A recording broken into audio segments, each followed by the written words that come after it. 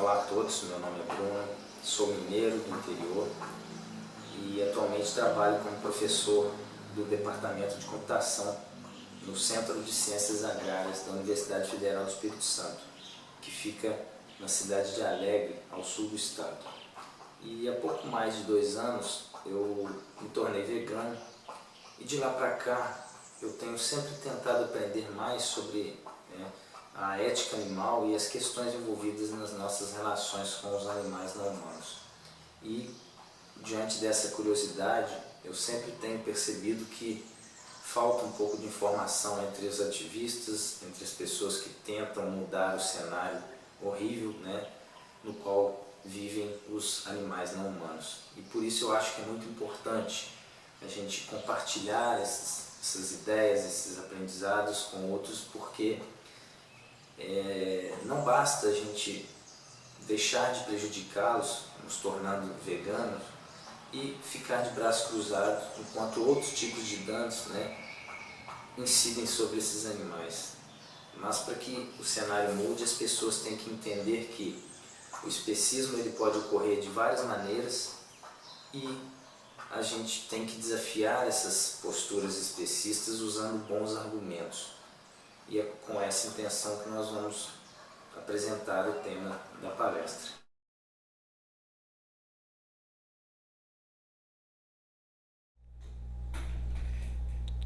Em sua obra intitulada Introdução aos Princípios da Moral e da Legislação, o filósofo Jeremy Bentham declarou: talvez chegue o dia em que o restante da criação animal venha adquirir os direitos dos quais jamais poderiam ter sido privados, a não ser pela mão da tirania. Os franceses já descobriram que o escuro da pele não é motivo para que um ser humano seja abandonado irreparavelmente aos caprichos de um torturador. É possível que algum dia se reconheça que o número de pernas, a velocidade da pele ou a terminação do sacrum são motivos igualmente insuficientes para se abandonar um ser sensível ao mesmo destino. O que mais deveria determinar a linha insuperável? A faculdade da razão? Ou, talvez, a capacidade de falar? Mas para lá de toda comparação possível, um cavalo ou um cão adultos são muito mais racionais, além de bem mais sociáveis, do que um bebê de um dia, uma semana ou até mesmo de um mês. Imaginemos, porém, que as coisas não fossem assim. Que importância teria tal fato? A questão não é saber se são capazes de raciocinar ou se conseguem falar, mas sim se são passíveis de sofrimento.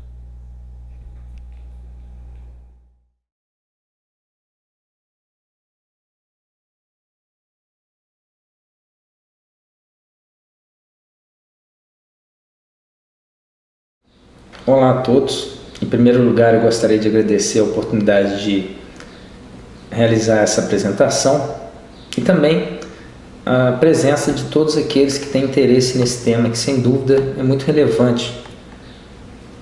E o tema dessa palestra diz respeito aos argumentos que são tipicamente usados para defender as posições especistas e como eles podem ser respondidos, ou seja, alguns argumentos que desafiam essas posturas especistas. Nós vamos seguir um roteiro que conta com uma breve introdução de alguns conceitos.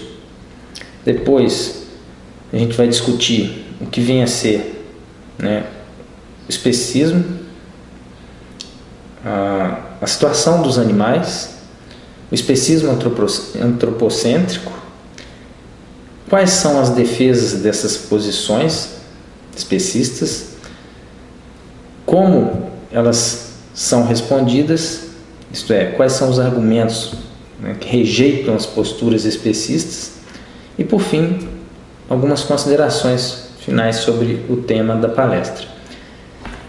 Em primeiro lugar, 2 termos aí muito relacionados, moral e ética. A moral define as razões para agir, isto é, o que se deve fazer, o que é permitido, o que é requerido e o que é proibido. A ética, né, assim como a moral, ela também trata de reflexões aí, né, a respeito de como devemos agir, mas, né, além disso, por que desses deveres? Isto é, enquanto a moral, né, define as razões para se agir, mas nem sempre fundamenta essas razões, a ética sempre tenta ser fundamentada, ela sempre tenta explicar o porquê de se adotar determinadas posições. Senciência é uma capacidade que é percebida em uma grande quantidade de animais e ela diz respeito justamente à capacidade de que esses seres, né, os seres sencientes, são capazes de possuir experiências que podem ser positivas ou negativas, né? Logo, os indivíduos que são sencientes, os seres que são sencientes, eles são capazes de serem prejudicados ou de serem beneficiados. E o benefício seria, estaria ligado às experiências positivas, enquanto que os prejuízos, né, estariam ligados às experiências negativas. Consideração moral, né, dar consideração moral significa levar em conta como alguém pode ser afetado positivamente ou negativamente por nossas atitudes, nossas ações ou omissões. A definição básica de especismo é que é uma discriminação, né, isto é, um tratamento desfavorável que é injusto, praticada contra indivíduos que não são classificados em uma ou mais espécies. É interessante observar que o especismo ele acontece independentemente do grau de discriminação, isto é, uma postura pode ser especista não só quando se desconsidera totalmente o bem de um indivíduo, mas quando a consideração dada é menor do que o que seria justo, também ocorre independentemente de se causar sofrimento. Então, o especismo, a postura pode ser especista também quando se causa outros tipos de danos aos indivíduos, por exemplo, a morte. Morte não necessariamente envolve sofrimento, mas não deixa de ser um prejuízo aos indivíduos em determinadas circunstâncias. E ocorre também independentemente de se causar a morte, ou seja, quando outros tipos de prejuízos, né, são causados a alguns indivíduos.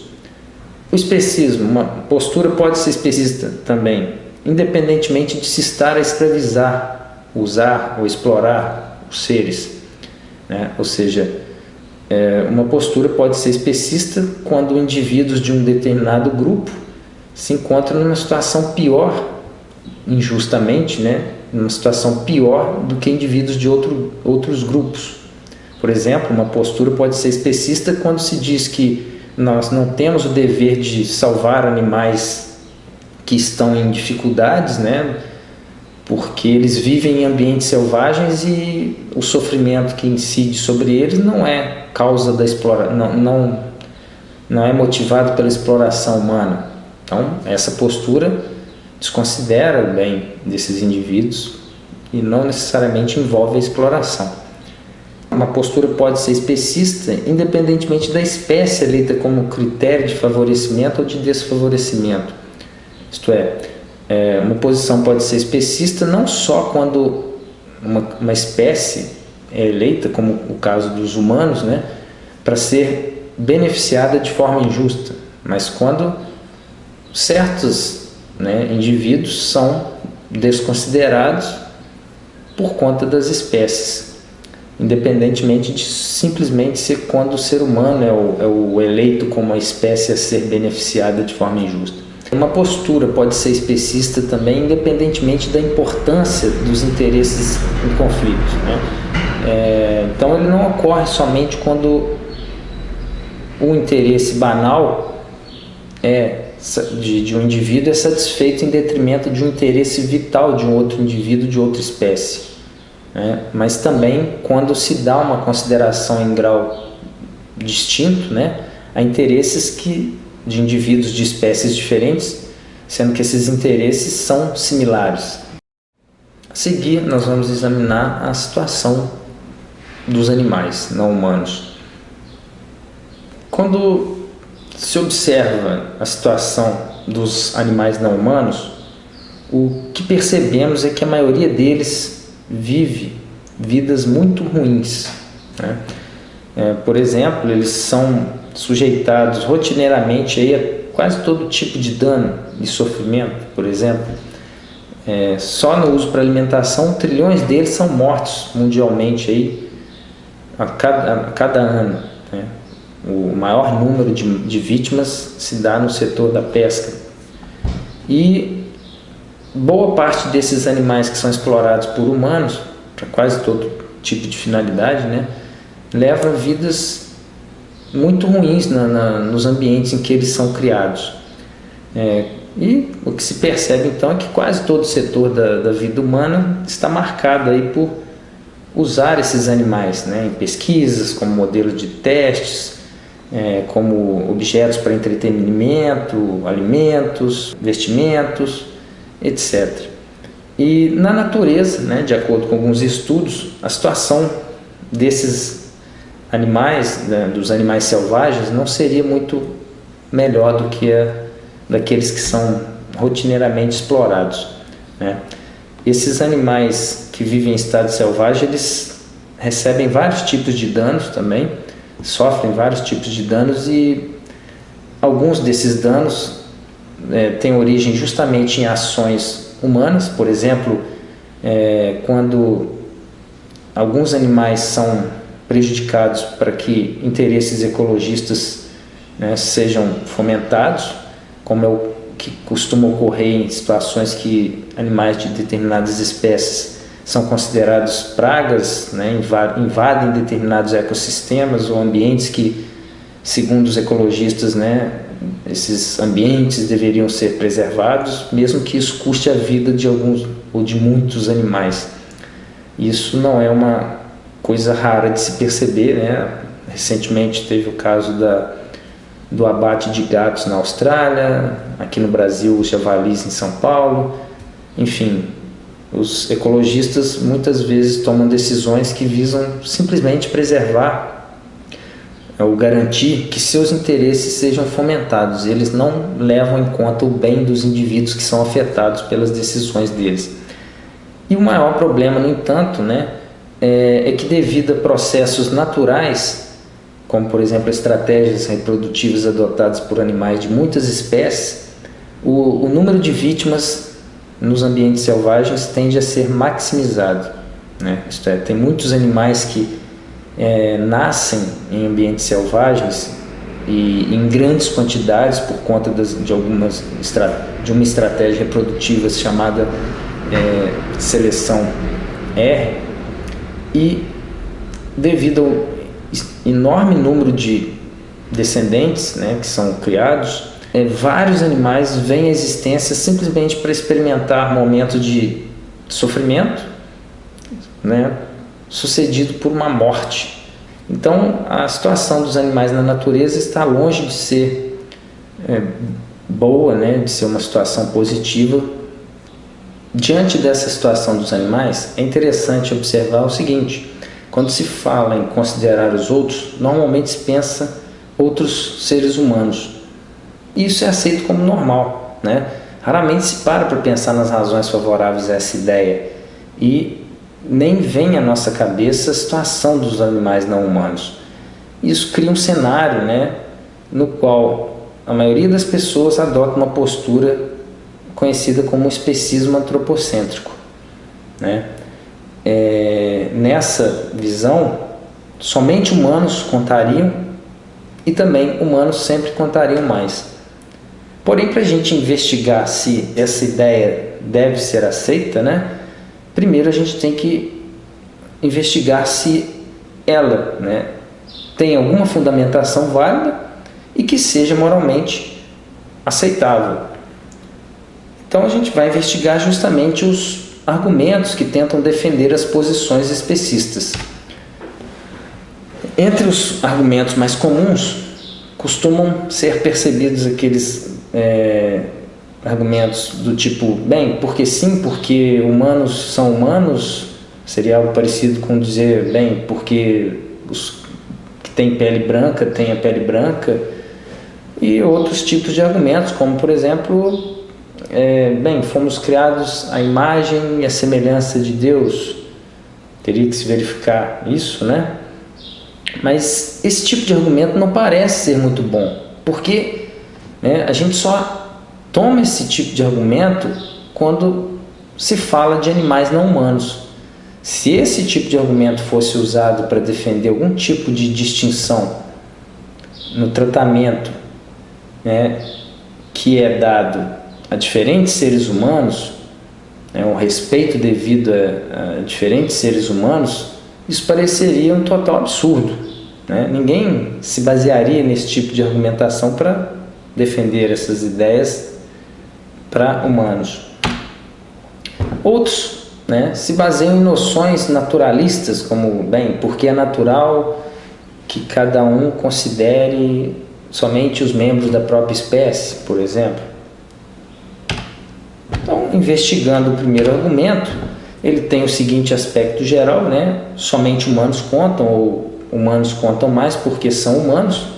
É uma defesa definicional do especismo, e essa defesa é problemática porque se baseia numa petição de princípio, isto é, a verdade da conclusão já é assumida pelas premissas. O segundo argumento, ele costuma se manifestar como humanos possuem uma relação especial com Deus, ou humanos possuem um status ontológico superior.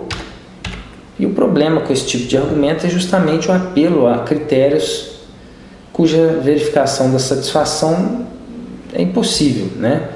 Um contra-exemplo que mostra que a gente jamais aceitaria usar esse argumento para outros casos é justamente situações em que racismo ou outras formas de discriminação poderiam tentar ser defendidas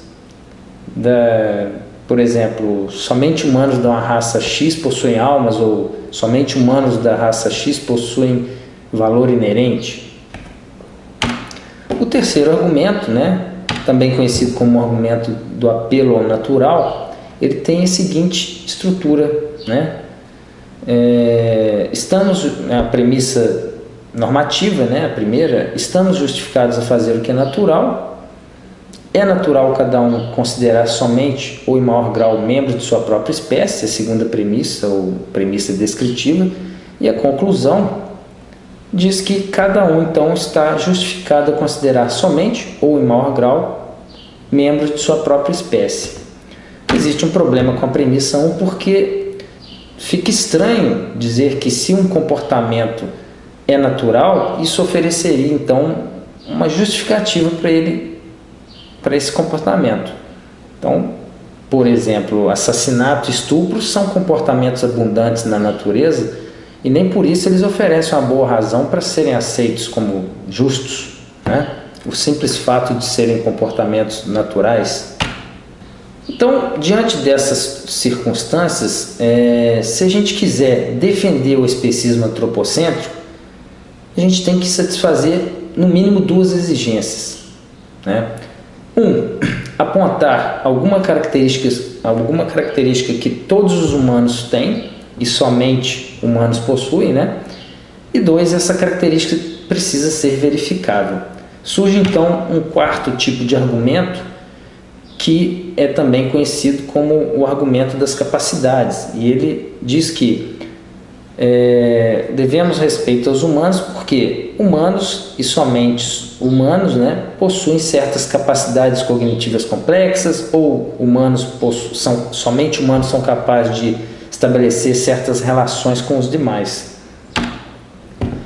Então, o argumento das capacidades, ele diz que apenas membros da espécie humana são capazes de usar a razão, usar uma língua natural, ter um senso de justiça, realizar cálculos matemáticos complexos, construir edifícios, naves espaciais e outras coisas, ou seja, se baseia em várias capacidades que apenas humanos, né, apresentariam, supostamente, né, apenas humanos e todos os humanos,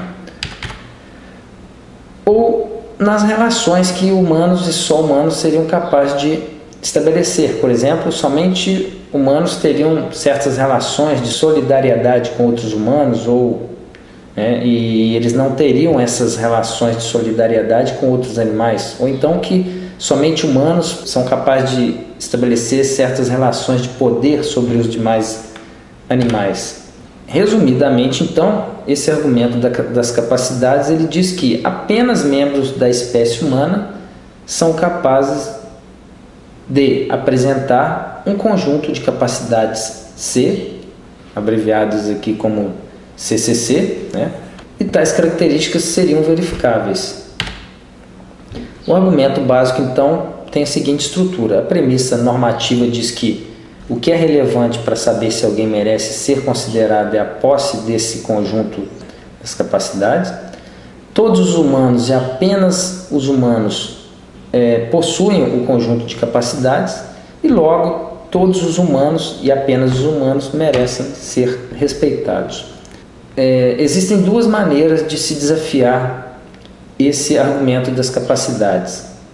A primeira delas é o argumento conhecido como o argumento da sobreposição das espécies, que desafia a segunda premissa, né, do argumento das capacidades, e o argumento da relevância, que desafia a primeira premissa do argumento das capacidades. Para explicar o argumento da sobreposição das espécies, a gente vai investigar como seria, né, a defesa do especismo baseado na ideia das capacidades. Então, esquematicamente, esse círculo ele representa uma barreira e ele vai servir para a gente alegar o seguinte: nós só vamos respeitar aqueles que estiverem dentro do círculo. O que pode ser entendido como aqueles que possuem certas capacidades intelectuais ou aqueles que são capazes de estabelecer certos tipos de relações são, né, as pessoas que estariam dentro desse círculo. O que se pensa que acontece, né, é que os membros da espécie humana são aqueles que entram nesse círculo e os animais de outras espécies estariam fora desse círculo. Então esse é o cenário que tipicamente é refletido na cabeça das pessoas quando se diz algo a respeito das capacidades que supostamente só humanos apresentariam. O problema é que essa proposta não é sempre válida. Sempre existirão aqueles humanos, né, que não possuem o conjunto das capacidades delimitadas aí por esse círculo. O que então poderia nos levar a crer que estaria então justificada não respeitar esses humanos. O argumento da sobreposição das espécies, ele aponta ser falso que todos os humanos possuam as capacidades eleitas como critério de consideração moral, ou seja, aquelas capacidades C. Por exemplo, bebês, crianças pequenas, portadores de determinadas doenças mentais ou vítimas de determinados acidentes que afetam as capacidades cognitivas severamente, eles não possuem certas capacidades, em particular aquelas capacidades C. E dessa forma, o argumento das capacidades não serve para sustentar o especismo antropocêntrico. Inclusive, é interessante notar que alguns animais, eles possuem até mesmo essas capacidades mais elaboradas do que alguns humanos. A gente pode pensar, por exemplo, que um cão adulto ou um cavalo adulto, ele teria, né, capacidades cognitivas mais avançadas do que um bebê de alguns meses ou de alguns dias. Uma crítica em relação ao argumento da sobreposição das espécies é que, embora ele mostre que o argumento das capacidades não funciona para sustentar o especismo antropocêntrico, ele não discute se aquela lista das capacidades é ou não relevante para saber quem devemos respeitar, ou seja, quem devemos considerar. Para investigar a primeira premissa do argumento das capacidades, e decidir se temos ou não uma boa razão para adotar o critério das capacidades como o critério de consideração moral, nós temos o argumento da relevância. E ele pode ser dividido em duas partes, né? E nos mostra o que acontece se acreditarmos que deveríamos tomar nossas decisões morais com base em fatores que sejam relevantes para os efeitos dela. Então, a primeira parte desse argumento da relevância pode ser expressada como tendo as quatro proposições a seguir. 1. Deveríamos tomar nossas decisões com base naquilo que é relevante para o efeito que elas terão. 2.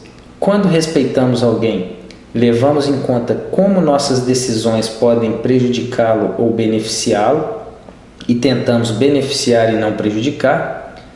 3. O que é relevante para alguém ser beneficiado ou prejudicado é sua capacidade de ser beneficiado ou prejudicado. Logo, deveríamos respeitar aqueles que podem ser beneficiados ou prejudicados.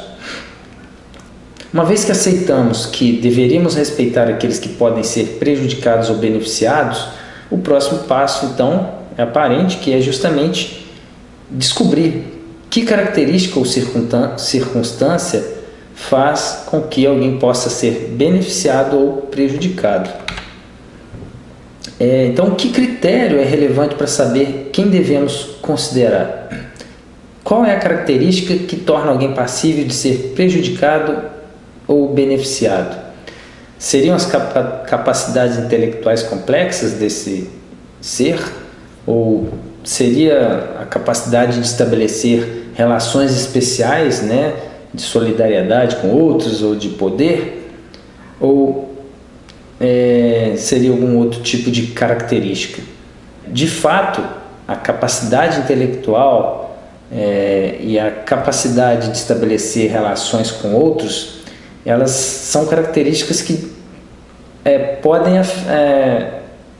afetar a maneira que alguém pode ser prejudicado ou beneficiado, Por exemplo, quando alguém tem noção de que uma situação na qual ele se encontra é uma situação de risco, a sua capacidade intelectual pode lhe fazer sofrer por medo, por entender a situação na qual ele se encontra. Enquanto que um outro ser, desprovido dessas capacidades intelectuais, por não entender as razões de se ter medo naquela situação, não estaria sofrendo por medo. Da mesma maneira, quando alguém é capaz de estabelecer relações com outros e perceber essas relações, esse alguém pode sofrer, por exemplo, quando perde uma pessoa, quando alguém com quem ele se relaciona é prejudicado. Por exemplo, uma pessoa que perde um filho, um parente, um amigo, essa pessoa sofre, ela experimenta um estado negativo, E enquanto que seres que não são capazes de estabelecer essas relações não seriam então prejudicados nesse tipo de situação. Porém, apesar dessas capacidades explicarem algumas formas pelas quais os seres podem ser beneficiados ou prejudicados, o mesmo raciocínio vale para os benefícios, não são essas características que definem a capacidade de benefício, ou de prejuízo em si, que esses seres podem experimentar. Então, qual seria o critério ou a capacidade, que torna um ser passível de prejuízos e de benefícios? Então, para definir essa capacidade, primeiramente nós podemos investigar o seguinte: para alguém valorizar se encontrar em um estado e não em outro, é necessário e suficiente que perceba alguns estados como positivos e outros como negativos. Para que isso seja assim, é necessário que esse ser seja capaz de ter experiências positivas ou negativas. E para que ele possa ter essas experiências negativas ou positivas, é necessário que esse ser possua um sistema nervoso, né, central organizado, já que é esse aparato que transforma as informações recebidas pelo organismo em experiências. Então, a gente conclui que para que alguém possa ser prejudicado ou beneficiado, é necessário que esse alguém seja senciente. A segunda parte do argumento da relevância, então, ela pode ser expressa da seguinte maneira: deveríamos respeitar aqueles que podem ser beneficiados ou prejudicados. Seres sencientes são aqueles que podem ser beneficiados ou prejudicados. E deveríamos, então, respeitar os seres sencientes. Isso pode ser resumido de uma maneira muito simples, né? Respeitar alguém significa levar em conta o seu bem-estar. E, com vistas a ser levado em conta, o que importa é a senciência, ou seja, para que faça sentido levar em conta o bem-estar de alguém, é necessário que esse alguém possua um bem-estar, que ele seja senciente. É claro, a gente poderia rejeitar essa alegação de que deveríamos levar em conta o que é relevante para as nossas decisões, né, e adotar critérios ou fatores irrelevantes, mas isso parece algo altamente improvável, né? Por exemplo, imagine que carteiras de motorista fossem dadas àqueles que estão desempregados e seguro-desemprego seria dado àqueles que sabem dirigir ou que possuem carteira de motorista. Obviamente que adotar esses critérios como, né, os critérios que deveriam ser usados para tomar essas decisões parece um total absurdo. Concluindo o argumento da relevância, nós percebemos que todas as razões que explicam por que devemos considerar os seres humanos implicam ao mesmo tempo que também devemos respeitar os animais não humanos, né? Por exemplo, a gente deve respeitar os seres humanos porque eles são passíveis de serem prejudicados ou de serem beneficiados. E eles o são por serem sencientes e não por possuírem certas capacidades cognitivas ou por serem capazes de estabelecer determinados tipos de relações com outros. Uma crítica ao argumento da relevância é que ele mostra que deve-se considerar todo ser senciente, independentemente de sua espécie, mas ele não mostra que deveríamos dar uma igual consideração a esses seres, né? Por exemplo, imagine que exista um interesse em evitar um certo nível de sofrimento, de intensidade menos 10, por exemplo. Pode-se pensar que estaria, então, justificado a dar uma consideração maior a esse mesmo interesse com base na espécie do portador, né? Nesse caso, então, surge um outro argumento, que é o argumento da igual consideração de interesses semelhantes. Esse argumento, né, diz que casos relevantemente similares devem ser tratados de maneira similar. Então, para a gente estar justificado a tratar de maneira diferente casos que são aparentemente similares em tudo aquilo que for relevante para a maneira como devemos tratá-los, a gente teria que apresentar pelo menos uma diferença, né, alguma diferença, e essa diferença teria que ser moralmente relevante para a forma pela qual a gente deveria tratar esses casos de forma distinta. Se o que explica por que temos o dever de considerar os seres humanos são os prejuízos ou benefícios que eles são passíveis de padecer, então o grau dessa consideração que a gente deve a eles depende, pelo menos em parte, da intensidade desses prejuízos ou benefícios. E assim a gente tem que manter que prejuízos ou benefícios de intensidade similar geram iguais razões, nem maiores nem menores, para serem considerados, né? Independentemente da espécie do indivíduo, do ser que for atingido por esses benefícios ou prejuízos.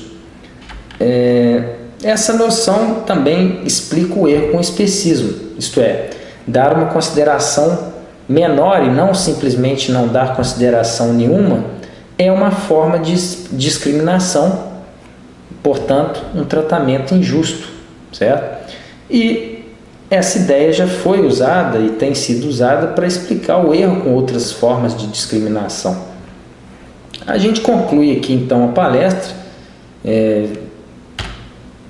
como considerações finais aí, a definição do especismo, que muitas pessoas fazem confusão, né?